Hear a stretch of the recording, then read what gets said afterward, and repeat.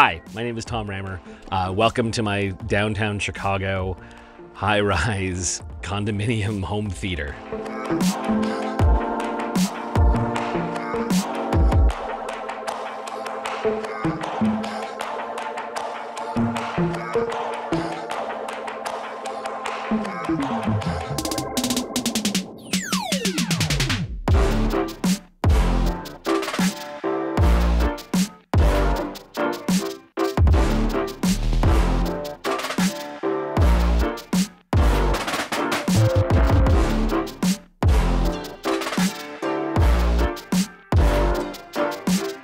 Oh, what inspired me to build this home theater? It's a number of different things, a number of different moments. I've had a passion for cinema since I was a small child, since my mom, made sure I saw all the 3 Star Wars movies in order, and just like, I've been excited about film and filmmaking and having a good experience.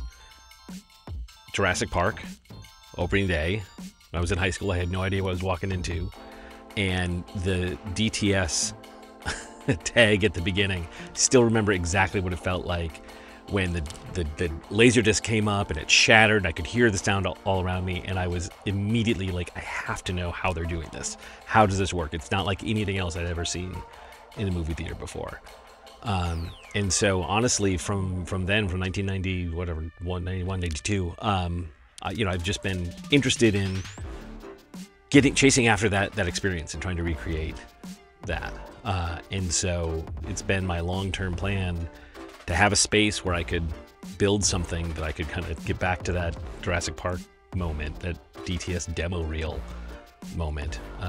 And this was the opportunity that I've been in the building for 20 years, the chance to get into these particular units that have the right layout, that have the right footprint where I could build something, and then figuring out what could fit here and do it right. And so that was since 2017, when it started to become a reality that I could actually start building it. And that's when I started doing more, doing more research and trying to reach out to the community and to meet people. And then when I met some of the folks here in the Midwest that have built truly breathtaking theaters, and I realized that it's possible that we could really do it, not just have a big TV and some nice speakers, but to really do something transformative. So it was my friends here in the community that were like the last bit of inspiration, put me over the edge and says, yes, this is what I'm doing. I'm going to get in this club. Oh, how do I feel when I sit down to watch a movie? Excited every time.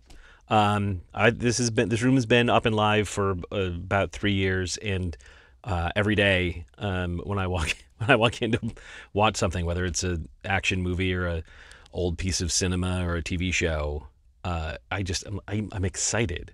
The experience of coming into this room is partly shutting the doors and turning off the lights, and even before anything starts, it has that moment of quiet before it starts, and it makes me it makes me happy every time. It's really exciting.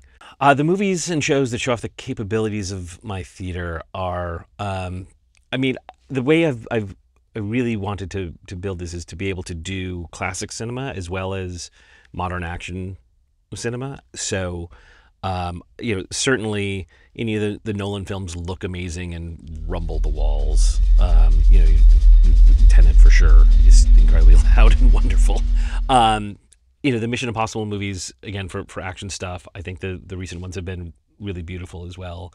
But also like an old 4K print of Citizen Kane or Casablanca, just seeing the level of detail and the size of the screen, like the way we were intended to see those images, I think is really pretty transformative. An experience to see a movie like that. The most challenging thing about designing this space was the acoustic isolation, for sure. It's a high-rise building, technically a high-rise. It's nine floors. We have 88 units. The building was built in the 1880s and has been condos since the 1980s. And I like my neighbors, and I want them to continue liking me. And so figuring out how to get a a reference level experience sound wise, and not wake people up across the hall, was a huge challenge. But it was exciting, and so far nobody has complained about a movie yet in the 3 years. So I think it's a success. Movie nights here, I want people to feel at home. I want them to feel comfortable, but then shocked at how good it is. So it's an experience that I want it to be better than the movie theater. I want it to be, I have popcorn machine, but it's, well picked popcorn kernels and fresh melted clarified butter to put on everything, and have everybody be able to get kind of the excitement out of watching a movie that I get when they finally sit down, and then laugh and come out afterwards and talk about what a great movie it was. It's about the movie, really. It's not really about showing the demos for me.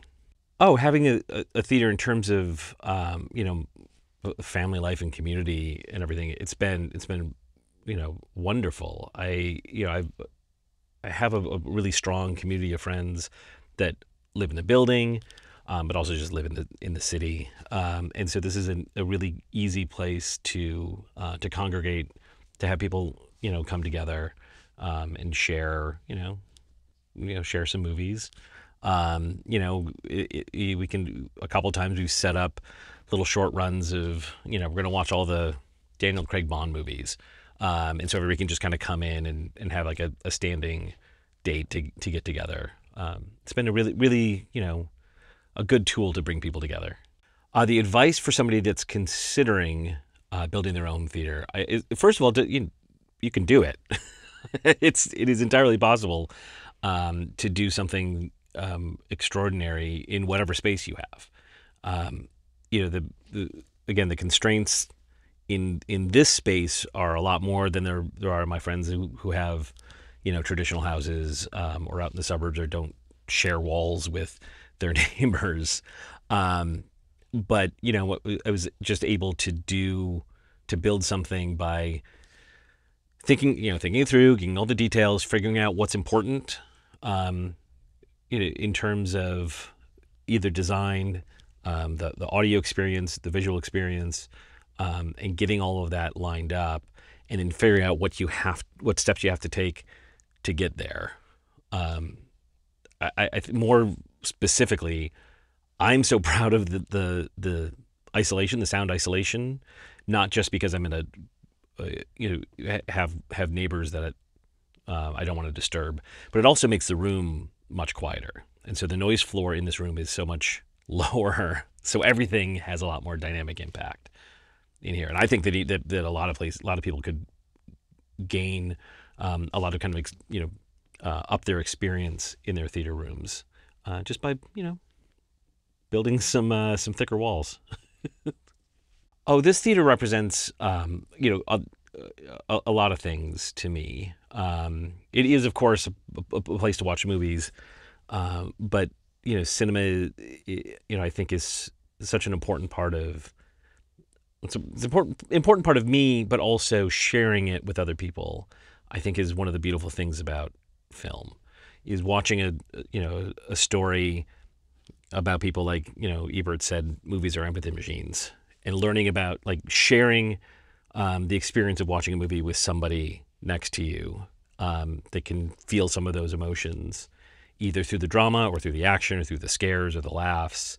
But that shared experience is a really rare thing to do, and is I really think it's an important part of building community in our society. So having a room like this where I can share movies that are important to me, and experiences that move me, but do it with a lot of people together, builds like emotional bridges between everybody in the room with you.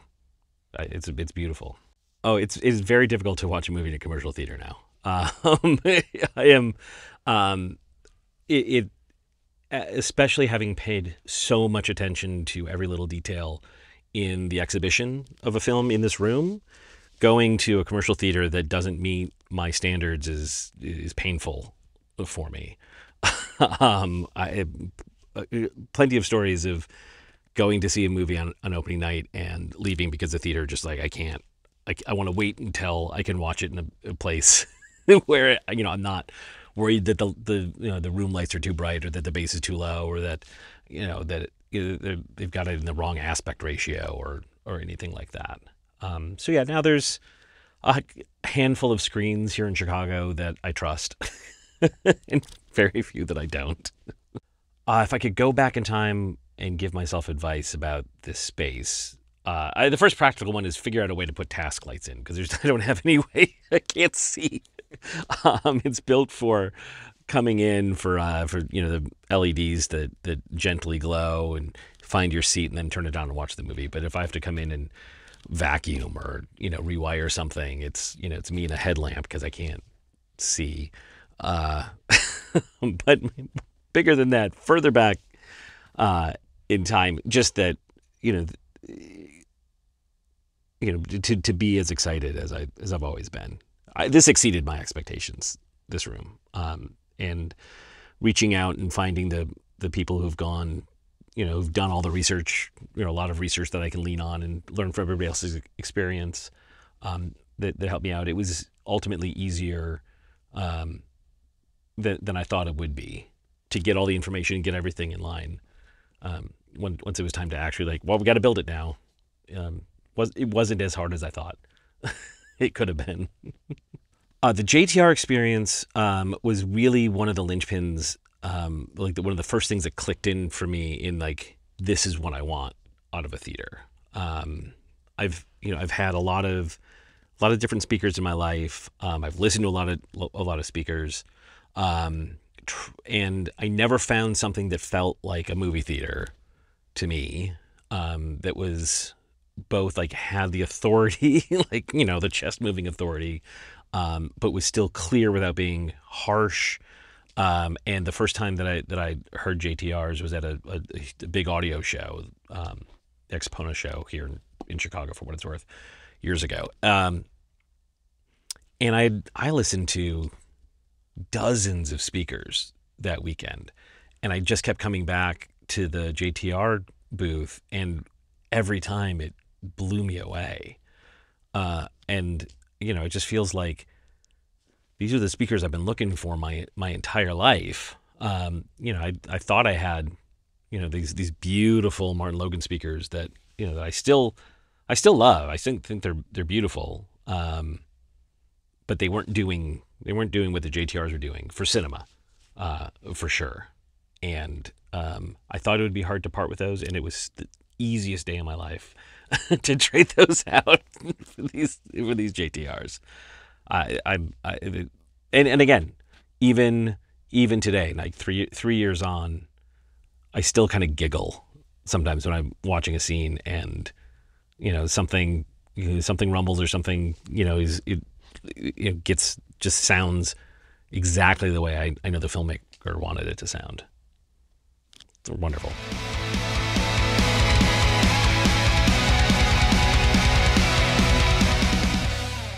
Welcome back to Epic Home Theater Tours. I'm your host, Hatoraid Cowboy, and I'm sitting in a super cool, super immersive, very aesthetic home theater in Chicago, and I've got the homeowner here, well, the high-rise owner, Tom. Tom, it's nice to meet you, man. Likewise. Thanks for coming. Yes, sir. Thank you for inviting me into your just amazingly beautiful home theater. This is one of the coolest, I think. The aesthetics are just phenomenal. The lighting, you can hear it right when you walk in, the acoustic treatments. You did a phenomenal job in here. So before we get into the specs of your system, why don't you tell us a little bit about yourself? I know you kind of mentioned it before a little bit, but when did you become a home theater enthusiast?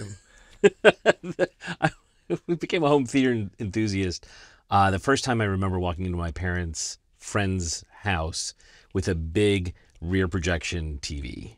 Okay. In the 80s. It was dim. It sounded terrible, but I didn't realize that TVs could be big. Right. It was the first guy that had a CD player. Nice. And that started the bug of how did because it sounded really good too. Right. Whatever old 80s speakers he had. But yeah, so then just trying to chase that down, to try to figure out like how do I make my movies louder? How do I make my movies bigger? So yeah, really from being a child is where it started. So, and you said that was in the 80s? Oh yeah. Okay. Yeah. So from then on, maybe when did you get your first maybe kind of like system or home theater? Did you start with 2-channel? Like how did that come about? I had some hand-me-down 2-channel JCPenney speakers. JCPenney. JCPenney. Like that was the brand? That was the brand. Interesting. They were actually Sansui Electronics. Oh, okay. That they were rebranded.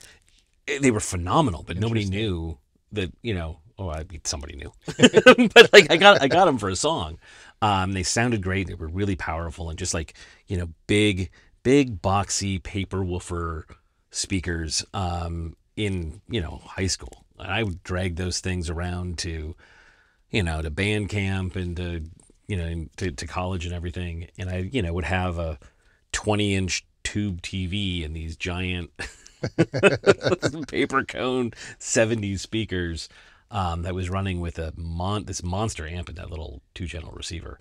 So that was that for a long time. And then in college, I got my first surround receivers, saved out the pennies. And just remember, like, it was in the mid 90s. It was the first one that had, the first one that I owned that had any digital audio on it. And so I had a CD player that I was able to plug into that and take the optical out of that, which was incredible to me. It was absolute magic. Yeah. To have a little laser coming out. It was a Sony. My first Sony was a surround sound, and then me and my college buddies, my roommates at the time, like cobbled together the speakers we had to run some just 4-channel surround. Nice. Just the 2 up front and then like 2 other little boxy speakers that I stole from my parents in the back. And I've never been in a room without surround sound since that 4-channel setup. Nice. Yeah. And then it was Infinities were my first speaker set that I bought. I had 5 Infinities, RS5s, I think. Popular speakers. Yeah. Speaker brand, Yeah. They were really beautiful at the time.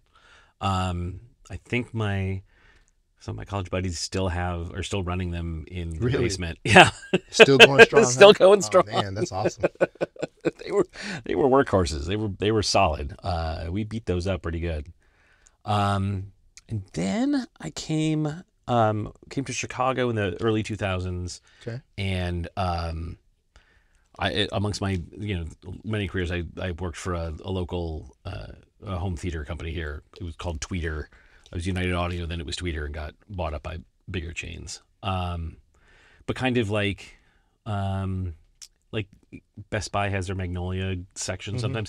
That kind of mid-fi level was what we were competing against at the time, and just really got to learn a lot more about what was what the marketplace looked like, what the technologies were. I just got to listen to a lot more speakers, a lot more audio, a lot more setups. Nice.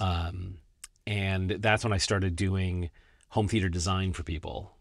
Oh, okay. So for a couple of years, part of my job was to meet people, go to their houses, help them imagine what they could do, and then tell them how to do it. So did you go to school for that, or is that something you just I didn't go to school for that, but the company at the time had a really robust training program.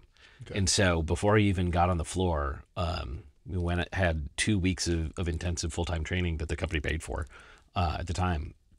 Some of it was sales, and some of it was learning these are the products that we're trying to push, whatever. But also, this is how you talk about Dolby Surround versus Dolby Digital versus DTS. At the time, these are 25 years ago, but but just learning how to talk about the audio and what the functional difference was to customers who end up buying it.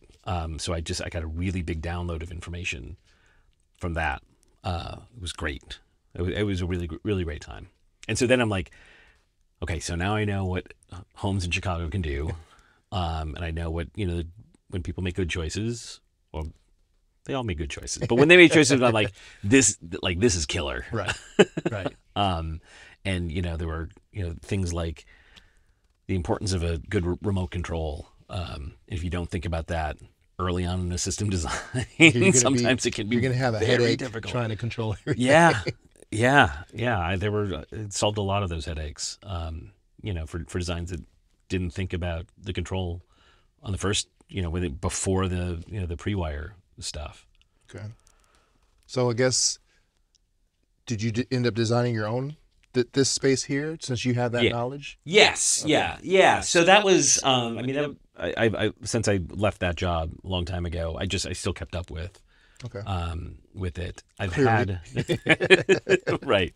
Not as tuned in as I was back when I was in the industry. But I built a couple of spaces. In the different places I've lived in Chicago before here, and I've had again, I've never been without a surround system, and whether it was in an open floor plan where I had to hang everything from the ceilings, I did.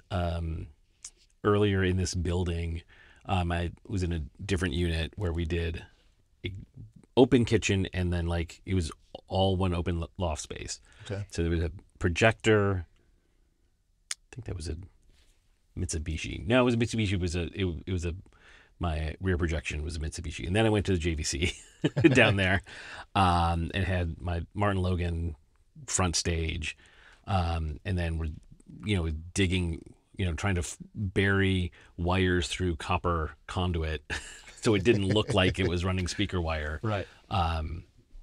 Just in open spaces and things. So this is conservatively probably my fifth, Oh, okay. This is by far like the biggest leap. Yeah. But trying to fit a cinema experience in whatever space, was available at the time. Okay. So that's a good segue. So let's talk about your space. So room dimensions. Do you remember the room I wrote them down. Okay. Well, I'll get them from you and Okay. I'll throw them up on the screen. Great. So let's talk about your speakers. I will tell you, it's roughly about 20 feet wide, 18 feet deep, and we had about 14-inch clearance here. I'm jealous of of you raw guys, space. man, with your 20 feet wide. I mean, your room's about double the width of mine, but you get so much channel separation. Yeah. And the atmospheric bubble is just massive. It really is. Yeah. And part of it is, so this is probably about a quarter of the overall footprint of this condo here, and the renovation wasn't just to build the theater. The renovation was soup to nuts. It was everything: bathrooms, bedrooms. Tore this down to bare concrete, and then figuring out what footprint I could fit, and then also still have room for a bedroom, an office, and a kitchen, and where do the bathrooms go, and how do we, fit it all in? It's like a big game of Tetris. And this was about as big as I could get it. Well, it's phenomenal. So actually, before we start talking about the speakers, tell me a little bit about how, which we were talking about before, how you had to kind of design this room, with the slabs and everything, and how you had to it's on floating. Tell me a little bit about the design of the actual room. Yeah, so the construction was one of the most important things to me. Is just sort of the baseline. I want to be able to build a room that is acoustically isolated enough from my neighbors that I could. Then we could start talking about what kind of speakers could we put in here, and how what kind of cinema levels can I achieve. But I need to build the walls. Right. And just first. To interject, you say your neighbors because you're in a loft. Yeah. So this is an 88 unit building. I know almost all my neighbors, and I like almost all of them, especially the ones that that I share walls with. One of the reasons I bought this particular condo is it's on the top floor, so there's nobody above me.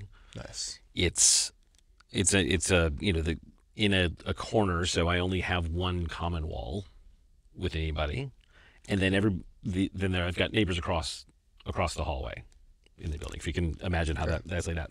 So this theater is a box that is surrounded by, on three sides by like that's still inside my condo. So there's all of these very thick walls, which I'll tell you about in a minute, and then there's more of my condo wall, and then there's either the hallway where nobody's sleeping or the one common wall, and that is another one that I also built with this, acoustically isolated double studs, everything else. Opened that all up and move, shorten my condo by about 6 inches just to add another layer of sound isolation. Okay. So that's sort of the layout. All of the walls, well, 3 of the walls are mirrored double studs. So there's 2 sets of metal studs. Instead of being at 16 inches, they're at 20 inches. So there's even a little bit more space in between them.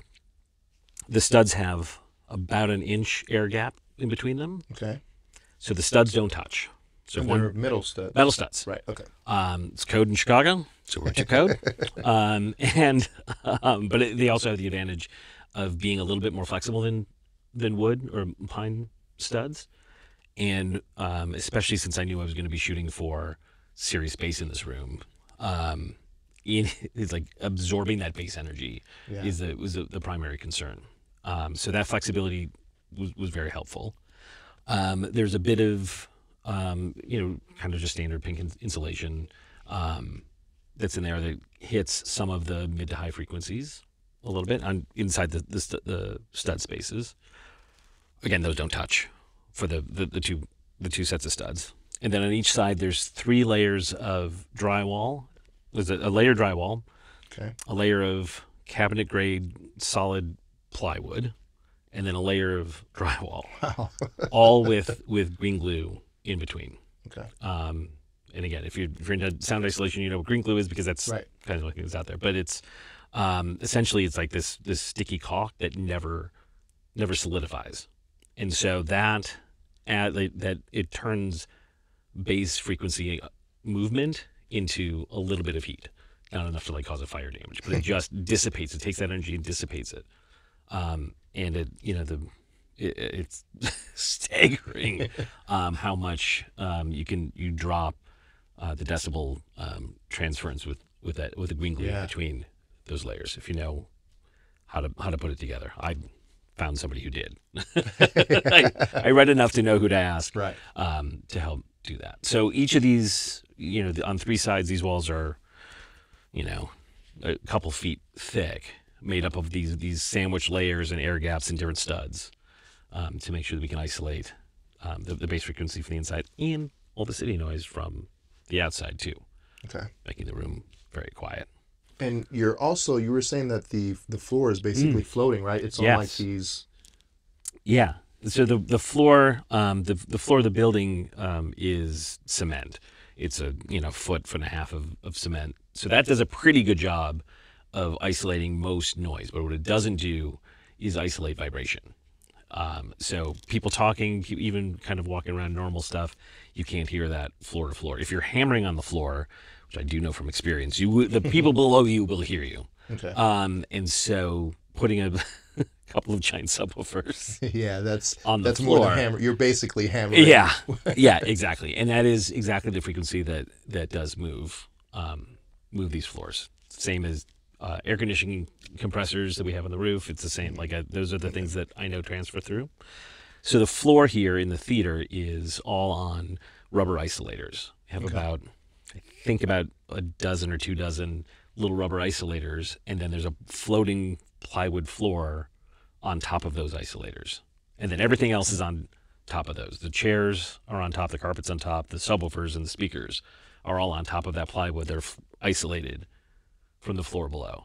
Okay. The gentleman that lives directly below me, wonderful guy, great sweetheart. And I ask him all the time, I'm like, you sure you can't hear the earthquakes that are going on? And he promises me he can. That's pretty awesome. So it works. It worked. It worked. And also the other, my close friends that live on this floor, not just directly below, but because we all share this cement floor. if it was shaking the cement floor, they would be able to feel it too. Okay. And so they've also confirmed. Nice. At least for those. Okay, so let's talk about your equipment. So for screen, what are we doing here?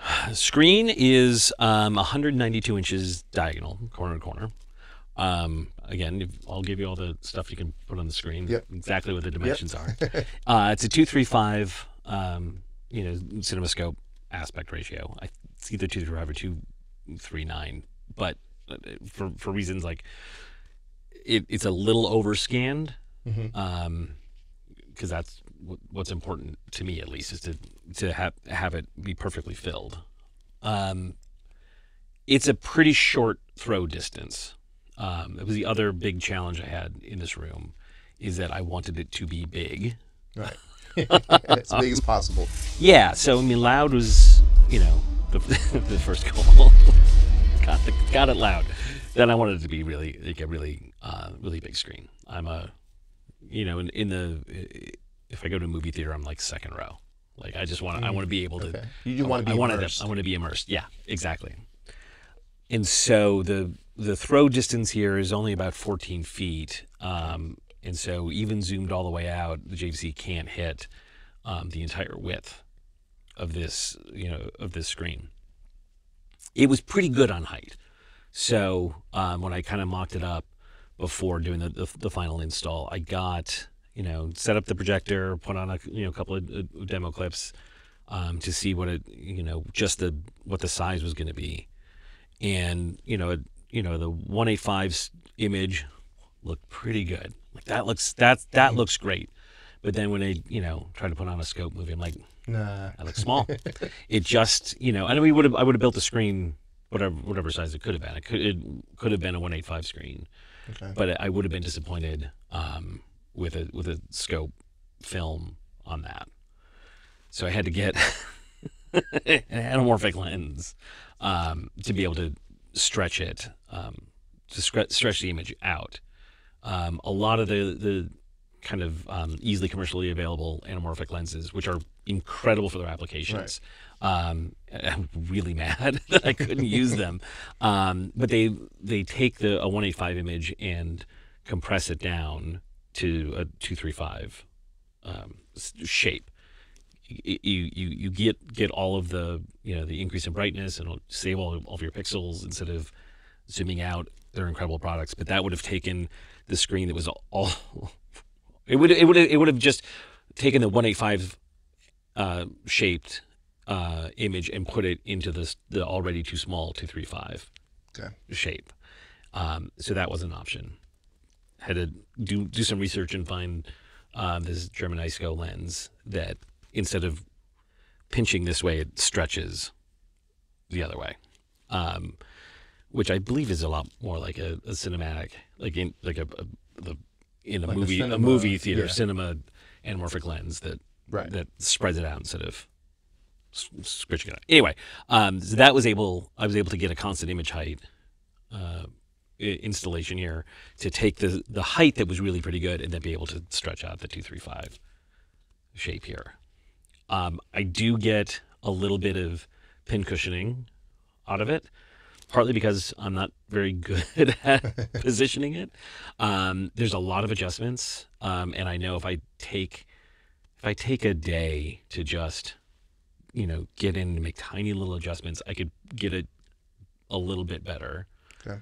But it's good enough for me right now. It looks good. It looks good to me. So you did something right. It's for me, it's about the experience. Right. Like it's not to sound cliche, but when I sit down to put on a movie, I want to watch the movie. I want to be taken away, by the film.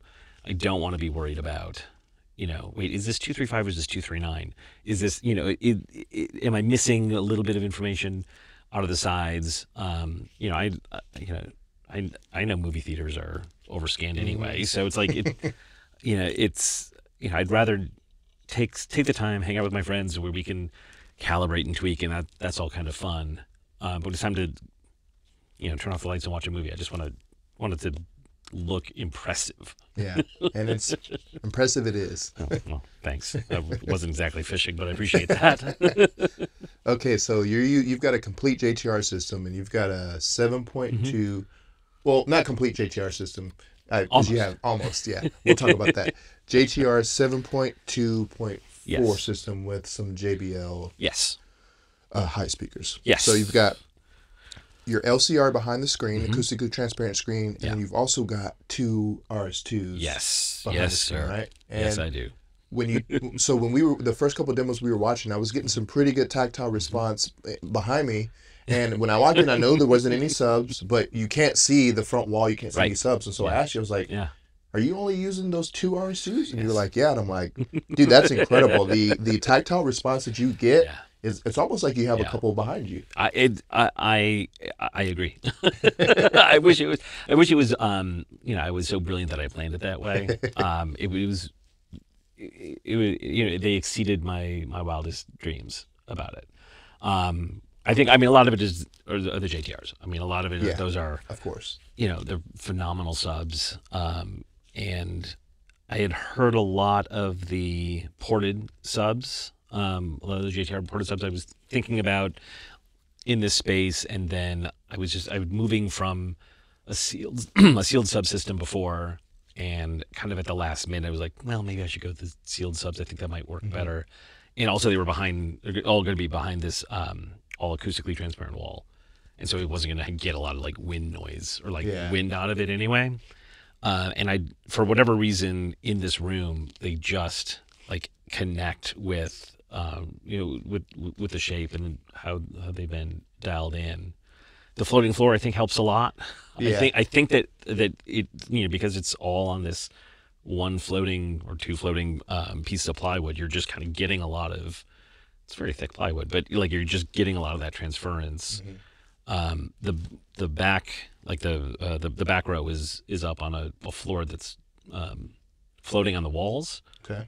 And so I think the RS2s are then like rumbling the walls. The walls, have a lot of movement to them on purpose to like flex, they want to flex to absorb a lot of that bass noise and not transfer it out. But then that moves this back drum back here too.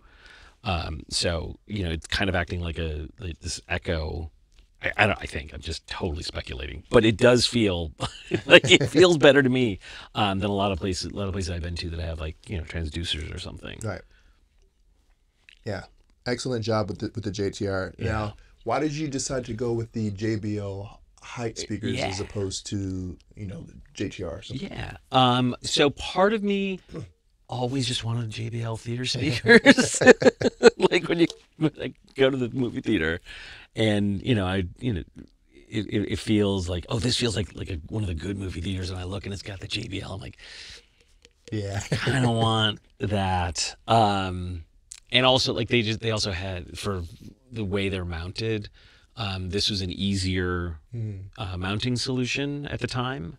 And then because I was able to keep them all inside this box. I noticed that. That's pretty cool that you did that. Yeah. So the ceiling, which you can't see in the video, but like the ceiling, this is a drop ceiling off, like that's below.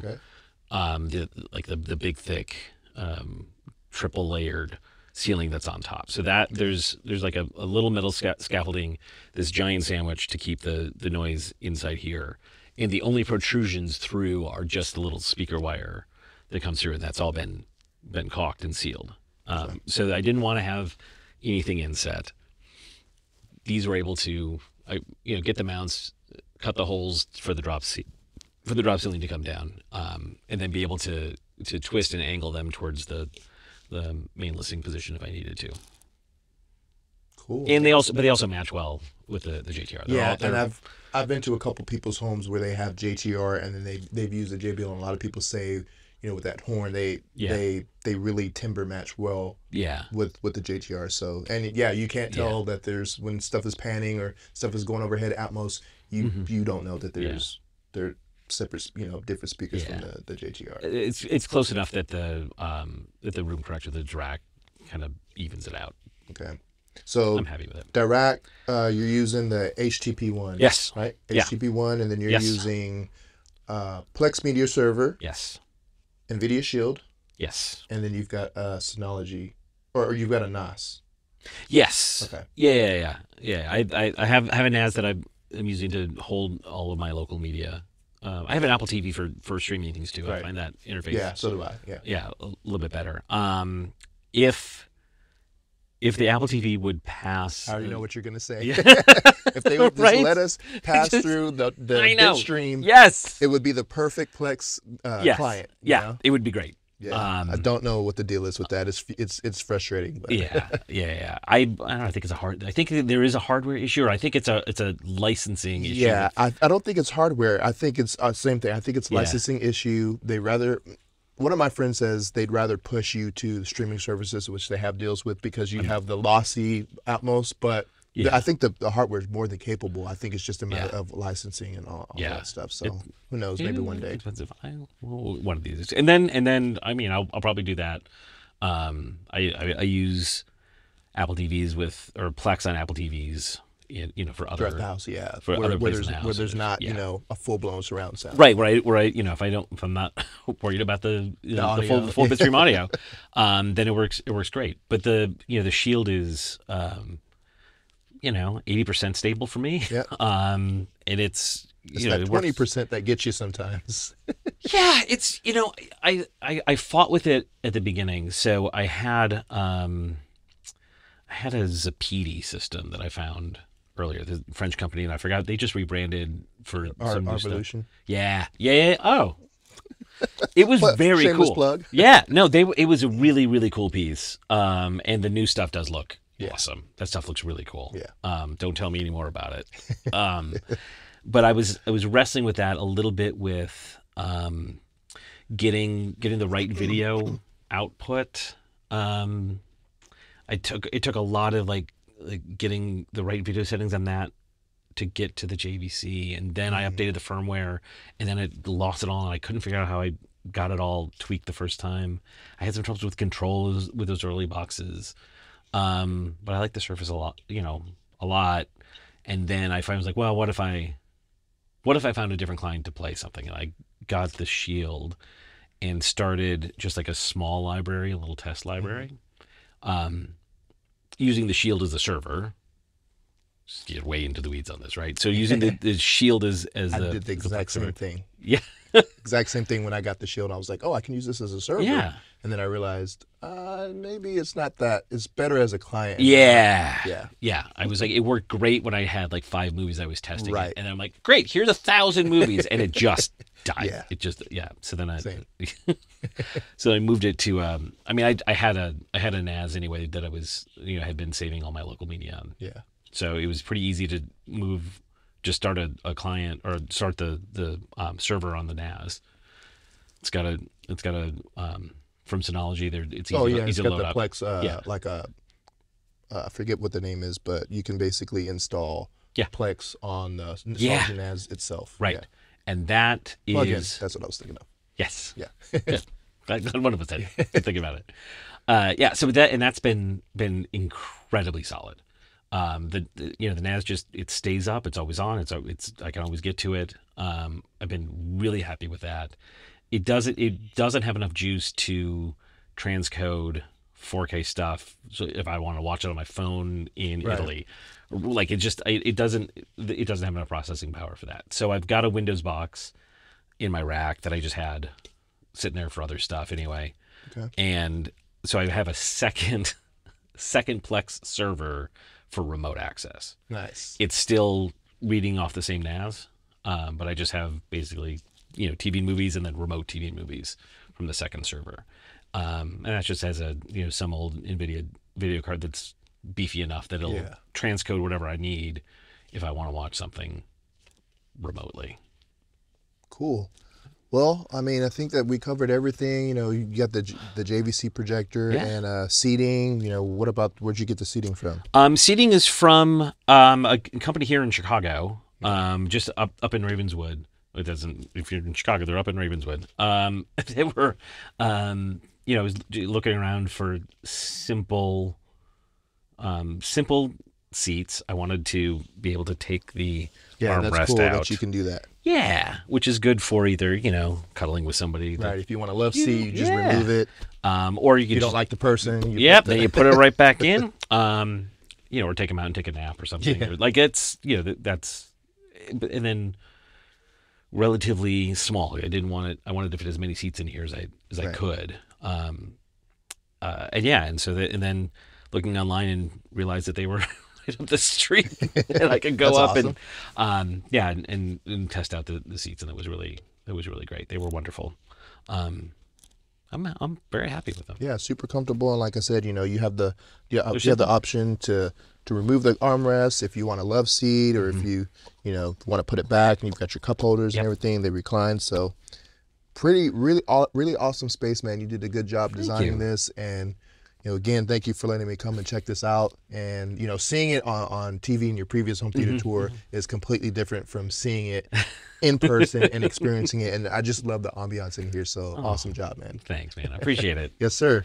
Well, let us know what you guys think in the comments, what you think about Tom's room. And make sure you do all the YouTube stuff, like, share, and subscribe. And hope you enjoy the epic home theater tours from Chicago. And I guess we'll see you in the next video. Thanks.